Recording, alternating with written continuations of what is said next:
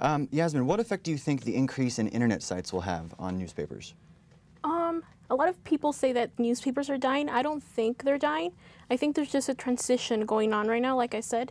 I know that at the Daily Sundial, we have our website and we have our newspaper, and we still get a lot of students and teachers, professors picking up the print version. But then we also get a lot of hits, and not only from students and on-campus, the on-campus community, but we also have other people from the community in Northridge going to our site, figuring out what's going on when there's a bomb threat or anything like that. So I think it's just both are merging into one. And the basic thing that students need to learn and know about is writing and how to tell a story. So it will overtake at one point, but all the basic things are there for students to continue working in journalism. I think Yazmín has hit on a very important point. We talk about new media as though we're talking about a new language, and really we're talking about the old skills being applied to new platforms. And it's still important that journalism students learn how to write, learn how to shoot good pictures, learn what good video is, and how to put it together right. We're teaching really the old skills applied to new media, and media that we can't even crystal ball at this point. So I wonder, how do you, as editor-in-chief of the Daily Sundial, make the newspaper relevant on a college campus where many of the kids are, probably in large part, more familiar with digital media? It's all about using the print to attract them, having the great photos, making it interactive, you know, teasing to online for videos, for podcasts, for photo slideshows, and always having something different on the web than you have from print. And that's pretty much how you get, you know, an audience for both, because there's a preference. Older people tend to prefer the print version, while the younger generation tends to prefer the, you know, the websites with all the clicking and links and everything.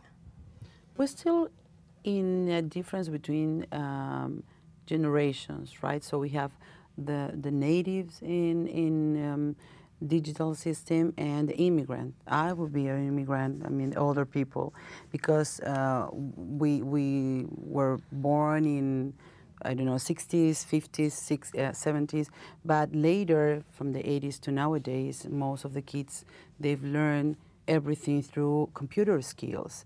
So those are the ones that are living now in digital systems. So if I would say like 10 or 20 more years, things are going to be different because most of the people is going to be native. So that's going to be a challenge. Right now, because we are in a transition and we have older people used to, it's lovely to have a Sunday and just read a paper and have a coffee, and that's a pleasure. Absolutely. Like reading a book, it's a pleasure, right? But unfortunately, if that changes, it's going to change. Instead of going to a newspaper, it's going to an iPad, right? So it depends on the generations, I would say. Well, let's talk about money, because I'm sure no discussion of the future of journalism can be complete without talking about how future journalists will make money. So many newspapers have switched to online, but they began charging a subscription in order to read. So I wonder if we think that this has any staying power. Will people pay for news, online news, in the future? Well, the pay per view is still limited to a relatively small number of papers, Wall Street Journal being the most prominent example. Others have tried it unsuccessfully, and there's still a terrific debate out there in the newspaper world as to how to do that, how to charge for your online services, and make people actually want to pay it. And it's just hard to know where this is going to go, but you've got a field in online journalism that's still very much in flux, with the major newspapers of this country still scrambling to figure out ways to make online pay and pay in the same way that hard copy newspapers did in their glory days.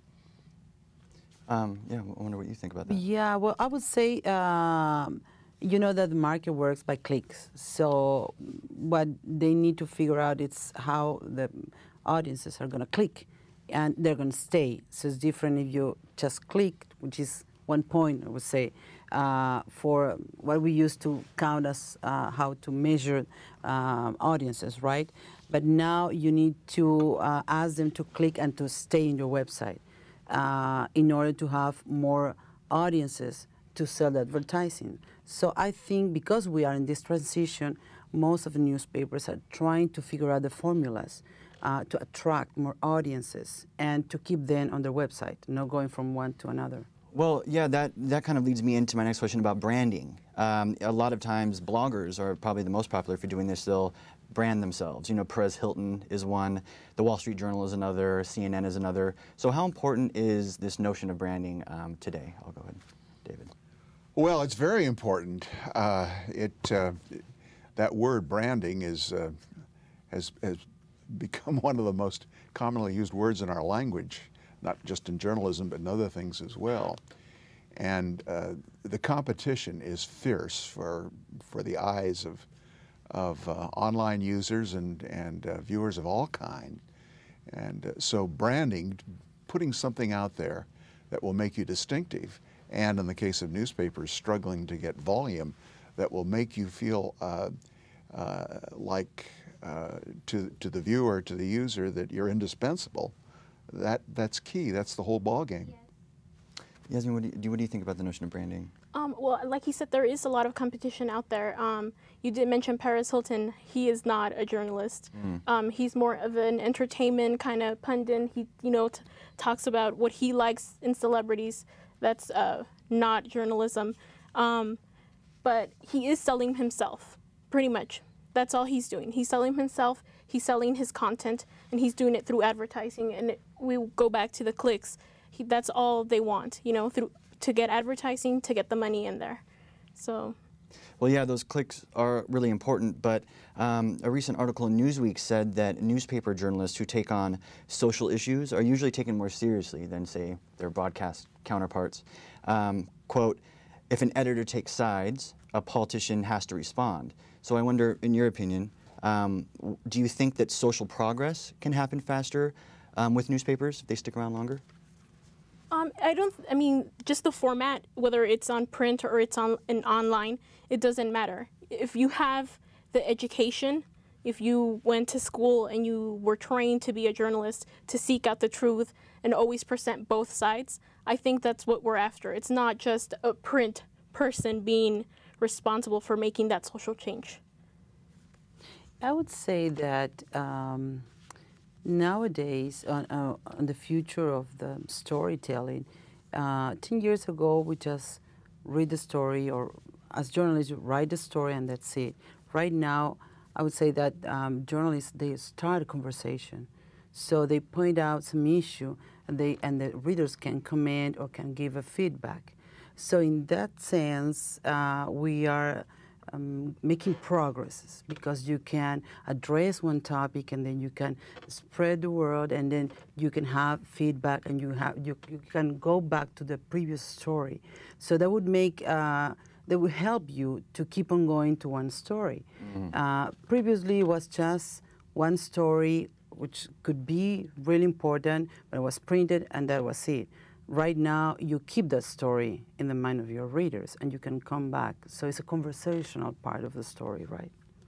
Well, it kind of leads into kind of the idea of traditional journalism and the gatekeeper. Some say that notion is dead.